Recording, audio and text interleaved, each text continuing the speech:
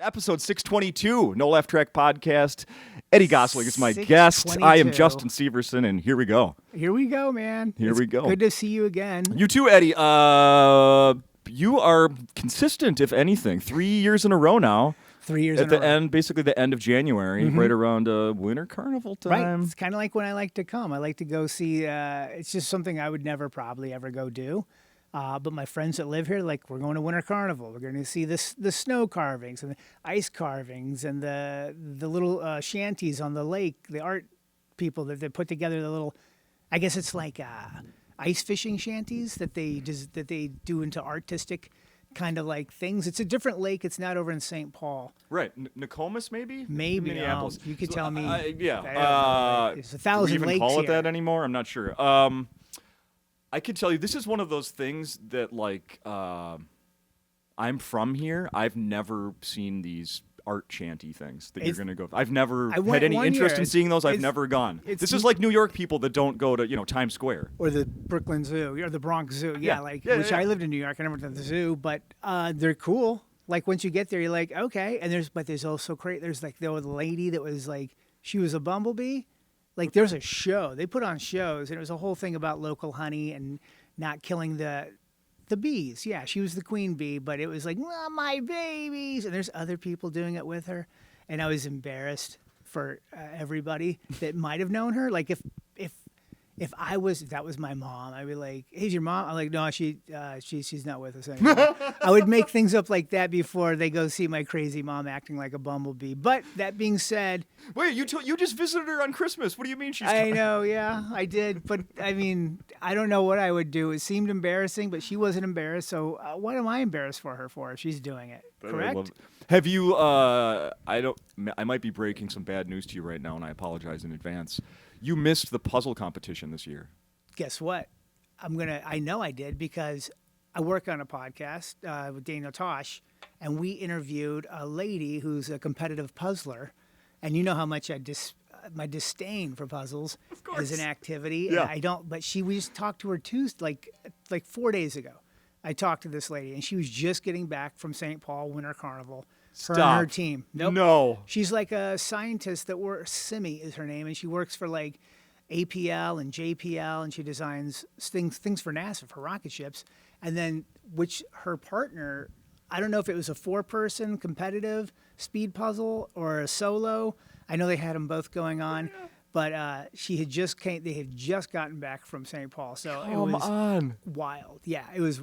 And so I'm sitting there just listening to her. And when I'm around people that really do love puzzles, I get it. Like, they're so geeked up about it that I get when people are so into the nerddom of what they love to do. Yeah. Personally, I can't stand them. I'm not going to pretend I do. And I know that my wife loves to do them, and she'll ask me if I want to, and I say no. She's fine with it, because puzzle people that love puzzles don't care if you don't want to do a puzzle with them. They're just asking to be nice. Yeah.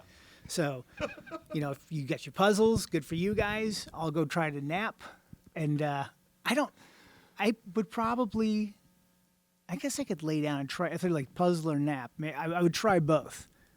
I don't think I just are can't extremely fall difficult asleep. for you. I can't That's fall amazing. asleep. But a puzzle, I can kind of hang around. I just think it's selfish. You're hogging the dinner table. That's where we eat. And we don't only have one table, so you 3 weeks to do this, and we're holding hot bowls of soup on our lap. Let's go. Have you, when your wife gets new puzzles, or if there's a new puzzle in your house, do they ever come from a thrift store or a garage sale? Does she risk not having every piece inside there? Oh, that's true, right? I guess if it's like a secondhand puzzle, Yeah. What kind of a psycho would take one to a thrift store? I mean, that's not a bad thing for me to do. Like, take some puzzle pieces out and then donate them, and then, because how furious would you be? Or do you even care? You're like, you could go down the aisle at a thrift store and open the box and take one piece out. We all could, everybody watching and listening. This is our mission. If you don't like puzzles as much as I hate puzzles, go grab a piece at the thrift store. Some people like doing puzzles. Some people like collecting one piece from all the puzzles. Yeah. And make a necklace out of it, like the teeth of animals you've hunted and killed. These are all the puzzles you've destroyed. It's like a trophy. Yeah, it's your trophy necklace. Is there a penalty to stealing from a Goodwill? Because everything's like donated, and then they attach a value to it, but it's not really worth that. That value is Exactly. Just They're grabbed just out of kind of thin like air. they just an innocuous amount they made up. I Yeah. mean, I guess there's a market they look at for like Apparently. kitschy things or whatever. I don't know, dishes with Christmas trees on them.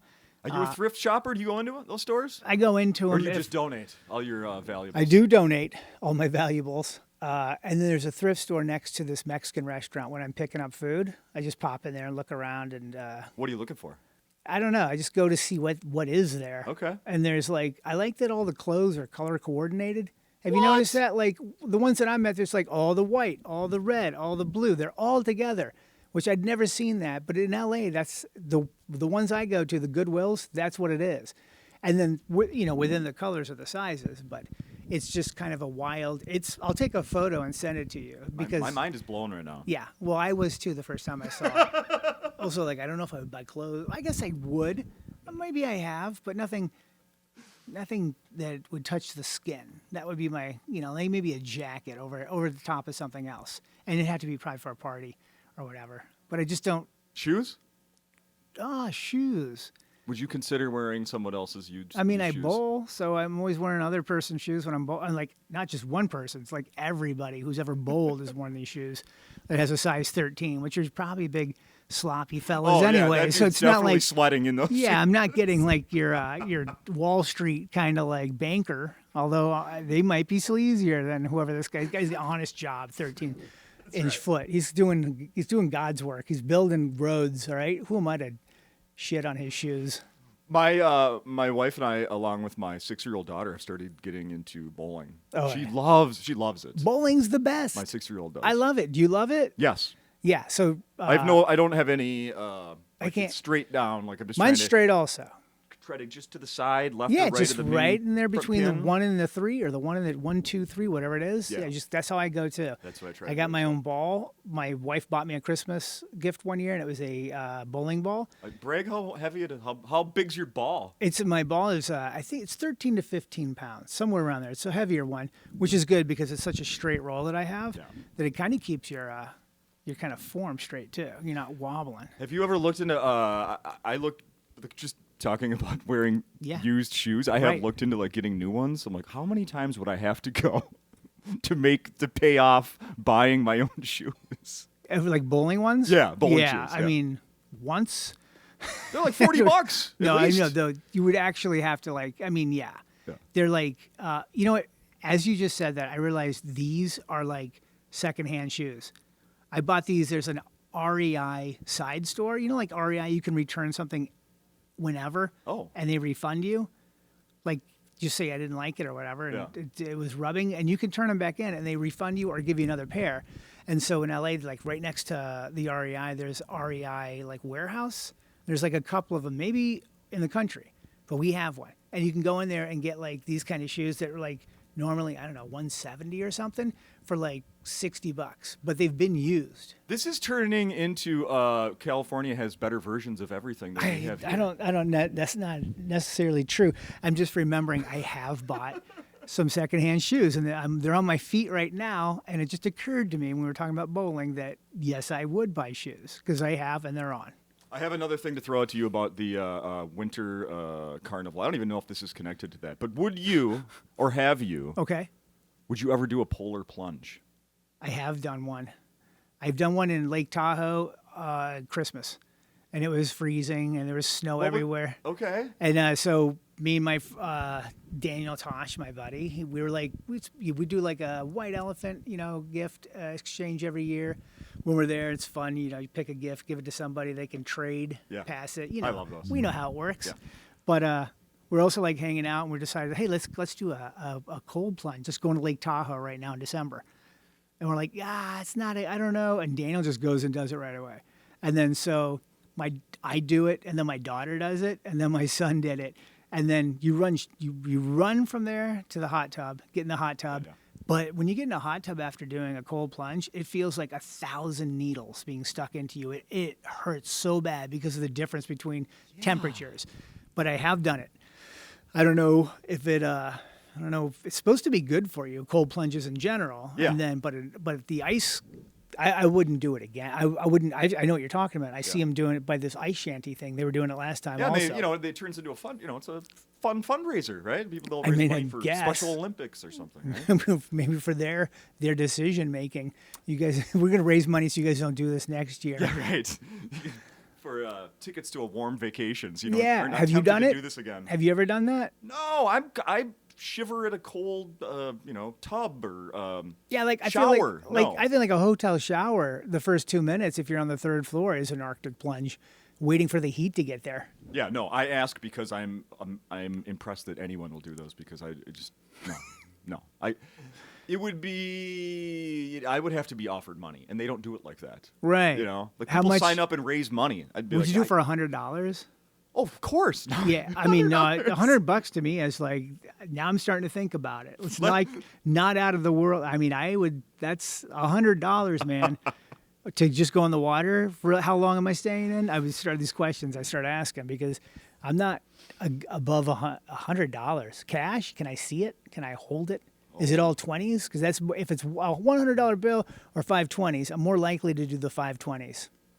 Because I can spend it right away and not feel like an idiot. Like, can you break this? I have a $100 bill, and I want to get a coffee and a muffin. They're like, really? And that's what you brought here? $100? You just reminded me of something. Years ago, I had a roommate that if we were doing something that involved money, and he had big bills like that. You always ended up paying?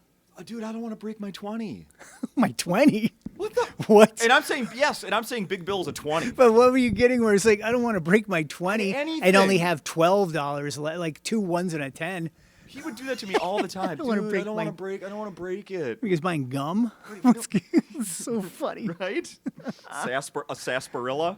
Oh my God. I don't want to break my 20. I know. Yeah. It was ridiculous.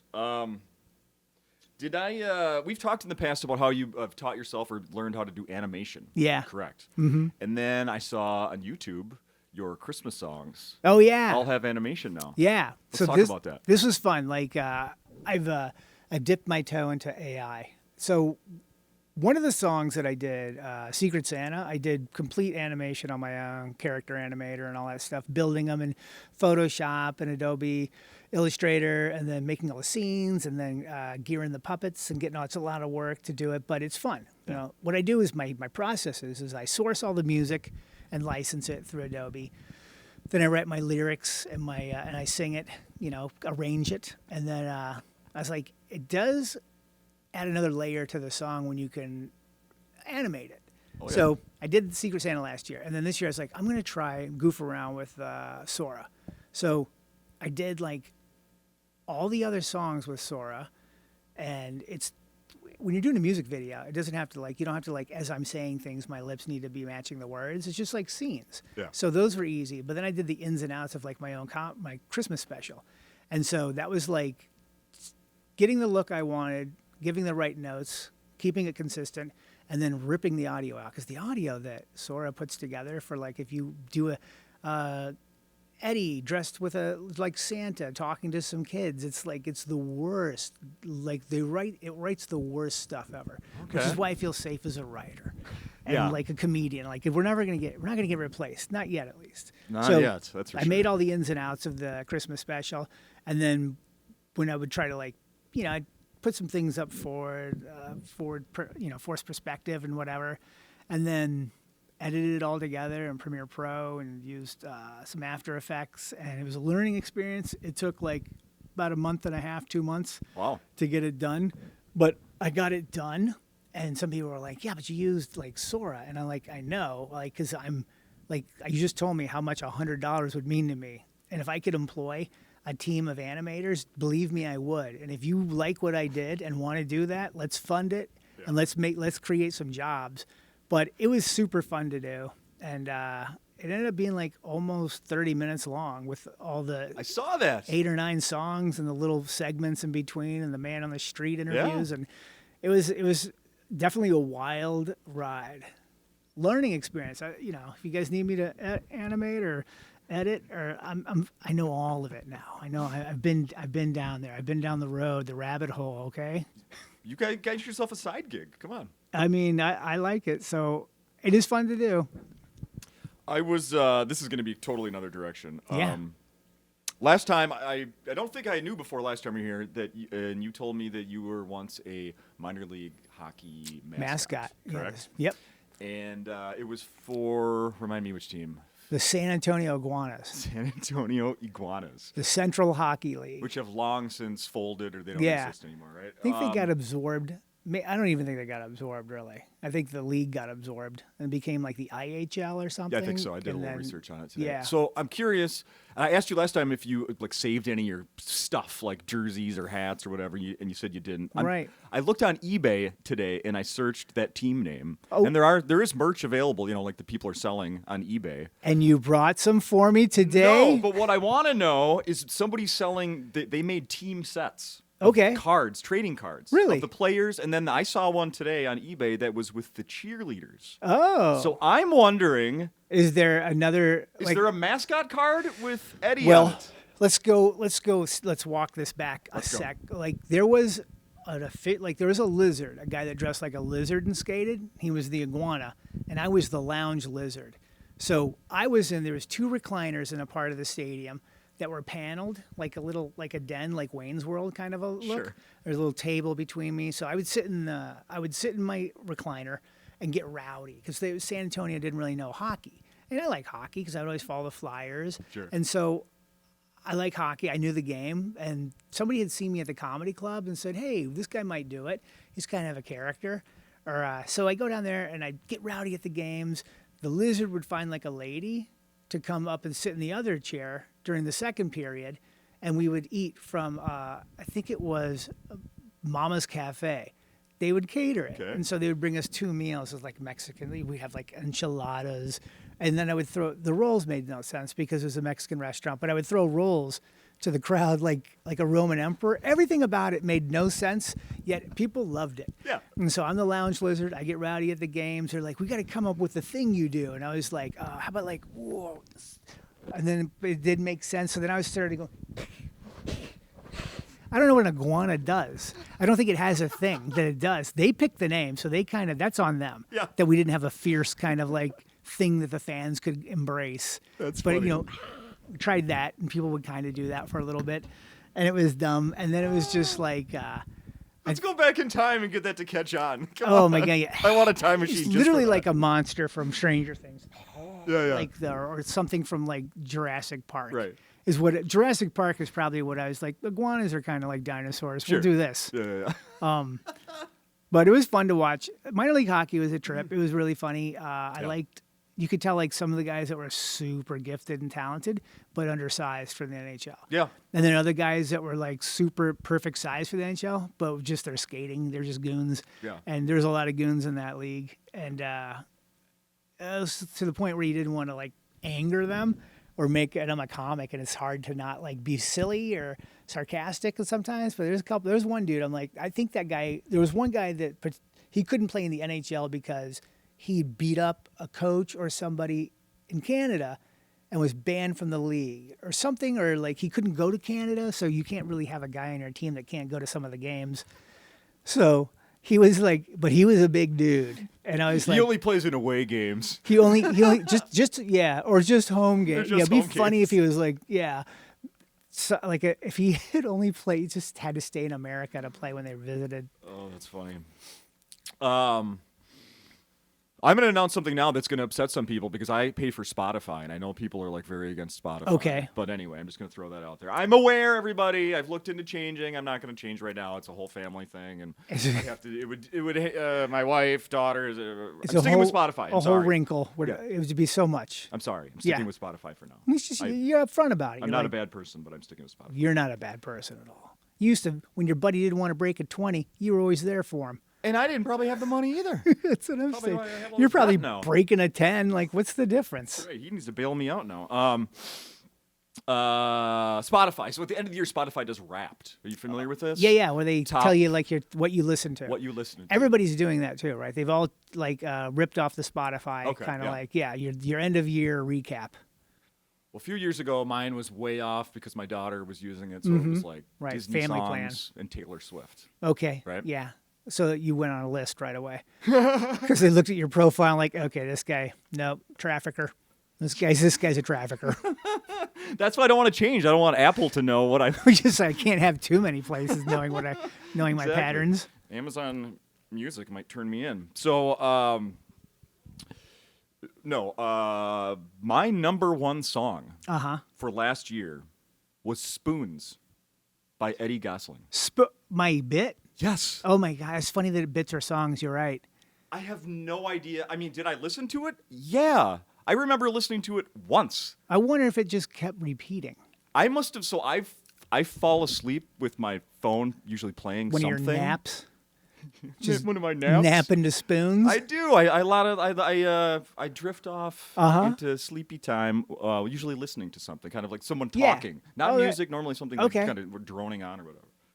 No offense. Yeah, no. But I can only think is I must have had that playing some night when I went to sleep. And it just kept playing? I don't know.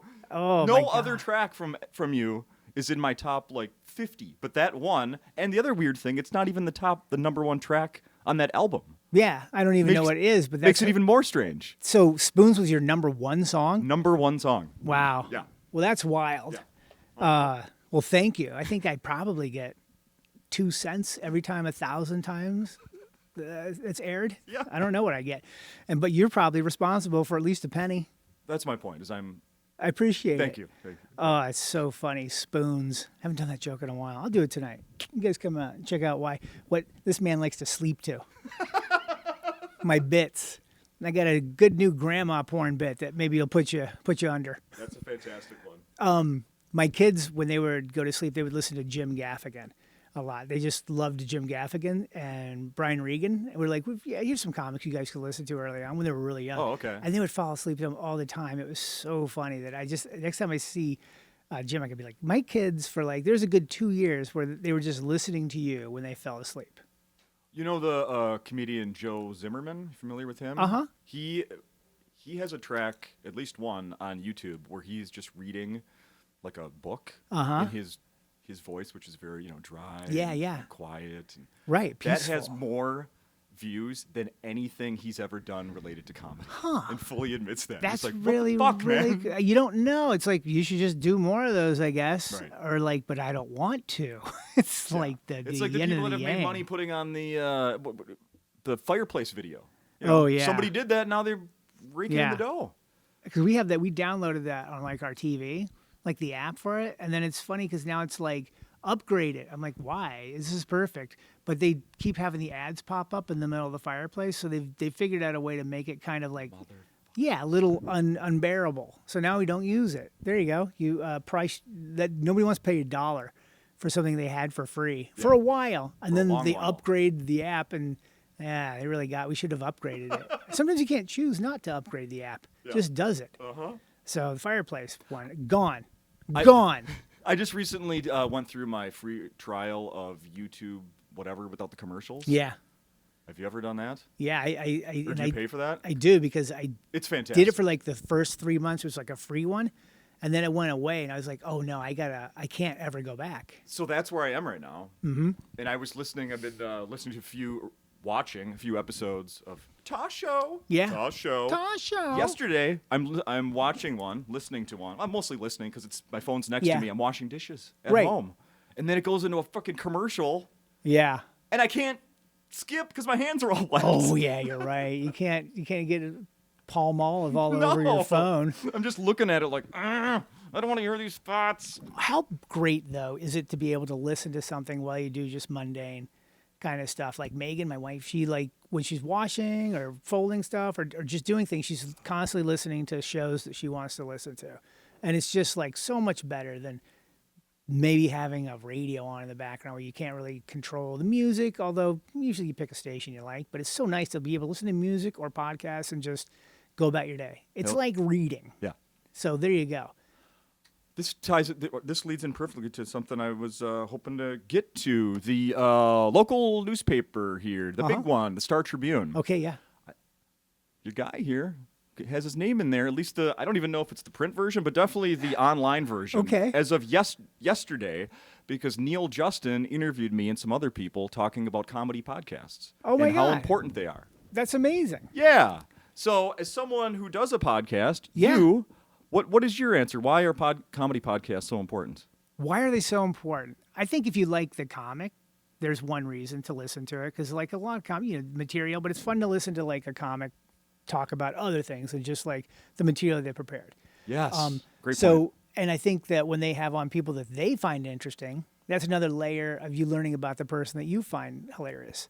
So like if you like the one that we do with Daniel, he just kind of has on people he finds interesting. We don't do comics because they're kind of on a lot of other podcasts have a lot of comics or celebrities. Yep. Because it's usually they make the run. Yep. They're like 3 or 4 different podcasts, and you'll hear the same kind of like, but they're pushing something. They're trying to, not that we wouldn't, but like if it's somebody that he finds interesting, we'll talk to him. And I think listening to Daniel or any comic talk to somebody that has an interesting job or a situation or whatever is fun to hear them kind of like learn about it also for the first time, as opposed to like, I'm an expert on comedy. Here's another expert on comedy. Let's tell you about it. And they're like literally finding out about this puzzle lady. Yeah. Competitive puzzler. It's like we're all like, wow. And you travel for this?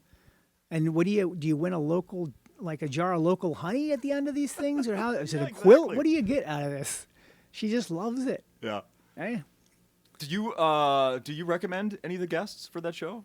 Yeah, like sometimes I'll find people. I found he's already aired. I found like a guy that was a skipper on a jungle cruise at Disneyland for like 3 or 4 years. Yes. Yeah, I remember those jokes always being like kind of like. Before we started recording this today, we were talking about Weird Al, and he has an awesome song, Skipper Dan. And it's about a guy that runs the jungle cruise ride. That's hilarious. Yeah. This guy. And he's a failed actor. Oh, well, this and I guy, just keep repeating these lines over and over and over again. It's really funny, and it's not too far off, I bet, for some of these people. This guy that we had on, he was like really. He's a professor now, and he's the first professor to teach like a course on the history of Disneyland, which it's like maybe it's only he's done it a few times, but he's a history teacher for the most part. Sure.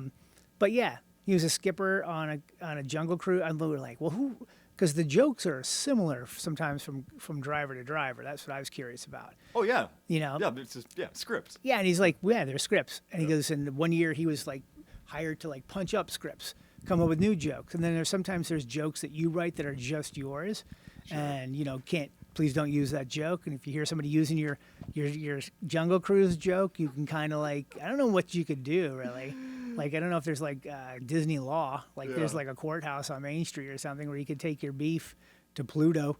But he was really, he's very funny in the fact that he also then he put together like a show at the Improv in Brea that was like all skippers. Like that was the theme, and they kind of like themes sometimes, and that one kind of worked for a couple of years. Oh my God. And then he's also a Raiders fan. I'm like, what a weird, like, just you're all over the place.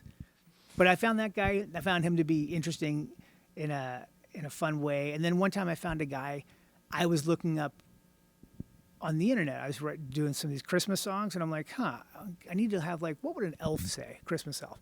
And I'm like, I wonder if they have their own language. And I'm like, I don't want to create a language, so let me see if somebody's already done the work.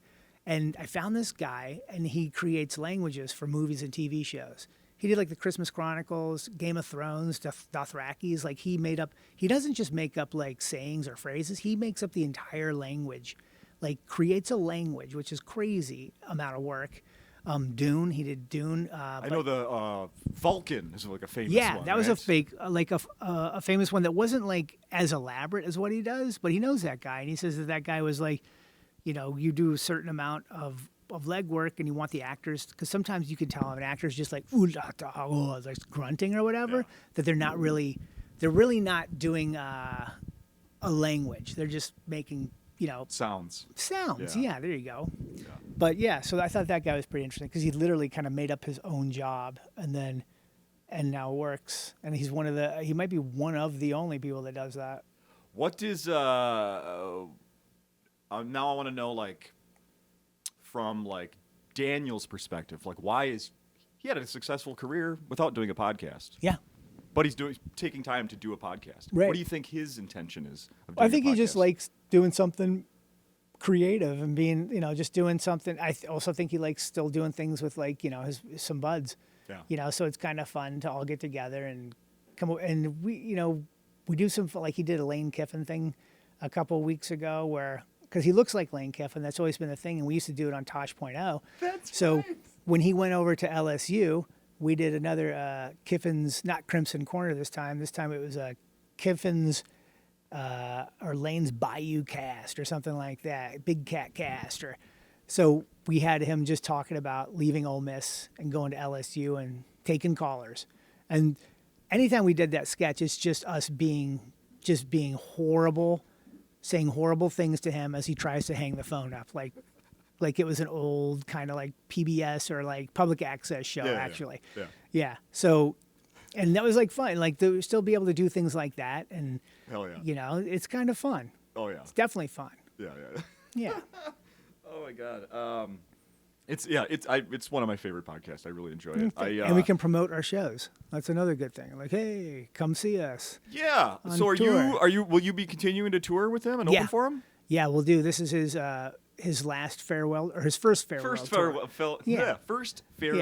tour. Yeah, yes. So that'll be this whole year. We're going like, I think 50 cities and doing just a bunch of shows, like some shows 2 a night, and it should be wild. And then in between there, I'm dipping out and doing fun places. Coming to Acme, which is one of my favorite places to come to.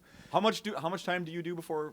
20. I just do 20, and then he comes out and does like an hour 20.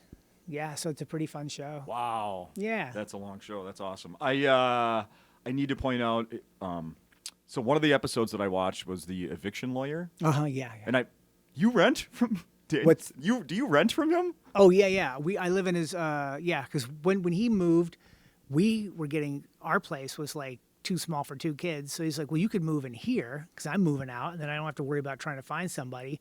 And it was kind of the perfect fit. And then we found a renter to move into our place, since sold it. But yeah. So that's where I live. That's funny. I love that.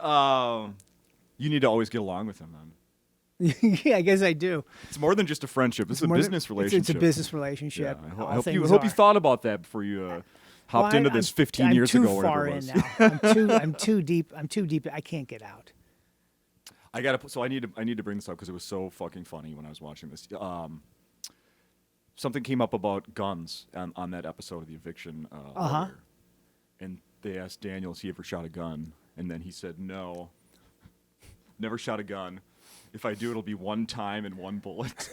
That is the fucking darkest and funniest thing I've ever heard. It's literally like quintessential Daniel. Like it's such a good, God. Like it's exactly what you expect him to say, but you never expect it. And then you're like, oh, that's right. That makes sense. There's Daniel. Oh my God. It's so funny. The beauty of podcasts is you're just listening to this conversation. All of a sudden a line like that pops out and you're like, oh my God. I think that is funny too. You get to just kind of be yourself and just like it's less, I mean, the idea, the material, and just the interview, and that's fun. And then that line comes out and you're like, that's right. You get to see his mind work in real time. Dear God. That's neat. It's a good one. I'm glad it was 1 bullet, not 2, because that means he's taking somebody with him first, right? Yeah, exactly. Yeah, right. 1. Emphasis on 1. Let's see. I think I'm checking the time. Yeah. Is there anything else we should be mentioning? You want people to give attention to or look out for? Or? No, if they want to see the Christmas stuff, I know we're past Christmas, but I mean, everybody could use something fun in their lives these days. So you think? Yeah. Head on over to eddiegosling.com and you can check out those. And it'll link you to my YouTube, or you can watch them through my page. But yeah, it's on YouTube. Oh yeah, actually I did an OnlyFans taping. So they do comedy? You better keep talking because I don't believe. Oh yes, I do. Okay, good. I was like, because I talked to somebody a while ago and they're like, "What do you mean? What kind of taping?" I'm like, yeah, because it doesn't because for most people, OnlyFans only brings up one thing in their mind, and that's naked pictures. Yeah, pictures. There's videos. Like probably all of it. Probably all of that. And and maybe not even naked. Maybe just sitting on a cake. Like, I don't know, whatever people are into. People are into weird, wild things. Yeah. But you did the comedy version of OnlyFans. Yeah, I did the comedy thing. So I just did a taping, and it came out, I think, this past Monday. Oh, okay. Yeah, so it's out there. I'll link. You can get to that through my. But it's also like if you click on it, it goes to OnlyFans. You know, I don't know what kind of browser history situation you got going on, or a work computer. I don't know what happens. It might block it. It shouldn't, because it's just stand-up comedy. You have the joke about getting the pervs back in the library. Yeah. Can you access that there? Oh, that's interesting. I wonder if you could probably get to eddiegosling.com.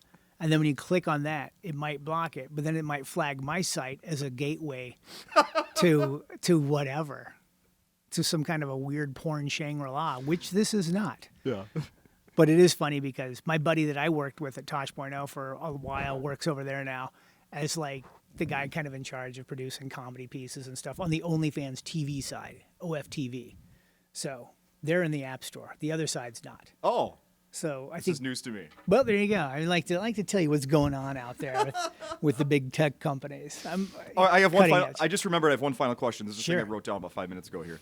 You ended your set last night with the fresh brewed Eddie bit, and I know that's it's the name of one of your old albums, right? Mm-hmm. And you make a sound that sounds like a teapot. Like a teapot, right? Where did that come from? And have you used that Yeah, have you used it any place else? I mean, where did that come from? It's funny you say that, and it's easy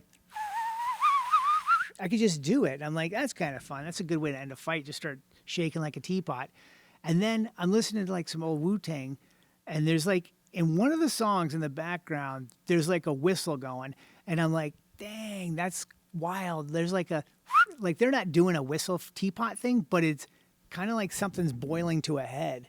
So I don't know if that answers your question, but I think I probably just stumbled across that to annoy people probably in my life. And then I'm like, oh, you guys are annoyed? Well, that's probably going to kill on stage then. Like if that's what Ted's like. My mom doesn't like when I invite the devil into my body. Yeah. And I knew as soon as she didn't like it, I'm like, oh, well, that's a funny thing to talk about. Right. You know, if I want to break up a fight at Thanksgiving, I just put my fork down and say, I invite the devil into my body over and over. And everybody stops fighting, and they're scared. They're frightened for a little bit, because they think the devil might go into my body. I love it. Thank you. Thank you, buddy. Thanks for having me. Good to see you. You too. Stay safe. Perfect.